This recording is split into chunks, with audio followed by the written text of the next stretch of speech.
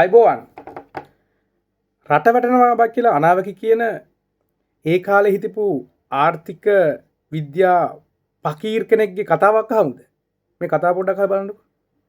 කාලේ පවා මේ කැඩිච්ච පාලම සම්බන්ධව වාර්තාකරණයක් සිදු කරා. නමුත් ඔබතුමාලා ඒ පිළිබඳව සැලකිලිමත් වුණේ නැහැ. කිසිම සැලකිල්ලක් දක්වලා සත පහක්වත් වැඩක් වෙන්නේ නැහැ. මුදල් නැතුව මොකුත් කරන්න බෑ. සල්ලි නැහැ කියලා අතපිය දාගන්න පුළුවන්ද? නැහැ. ඒ විකල්ප ක්‍රමයක් ඔබතුමාලගේ සල්ලි හොයන තියෙනවා නම් ඒක මට කියන්න. ඒකට ඒක ටක් ගාලා අපි කරමු. පකීර්ලට සල්ලි නැහැ ඒ කාලේ. පාලම් හදන ඔයාලට ඇහෙනව නේද?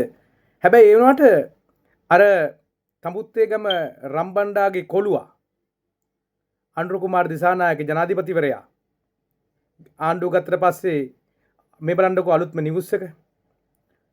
මේ නිවුස් එකට අනුව මොකද හිතෙන්නේ?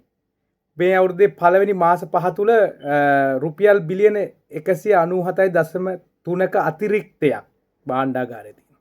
අතිරික්තයක් ගැන කතා කරන්නේ. ඒ පකීර්ලා කරපු කාලේ සල්ලි නැහැ. දැන් මේ තමුත්තේගම රම්බණ්ඩාගේ පුතා කරන කාලේ මූල්‍ය බැංකුවේ අතිරික්තයක් තියෙනවා. ඉතින් මේක තමයි වෙනස.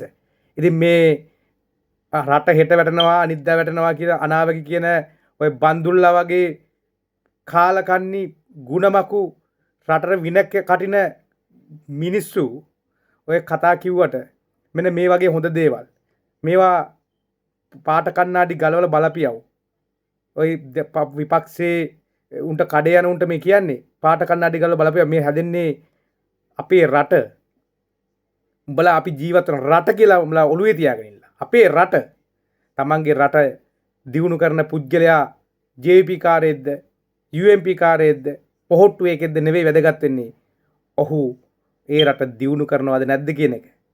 මොලෙන් කල්පනා කරපියව රට ගොඩ යනවා. ආණ්ඩුවත් එක්ක හිට ගන්න ඕන. මේ ආණ්ඩුව ඉදිරියට යන්න අපි ශක්තියක් වෙන්න ඕන. ඔය කකුලෙන් අදින විපක්ෂය පාගලා සමතලා කරලා දාන්න ඕන මේ ආණ්ඩුවට හරියට වැඩේ කරගෙන යන්න. ඉතින් ගිහිල්ලා එන්නම් ඔබ සමට ආයිබෝවන්.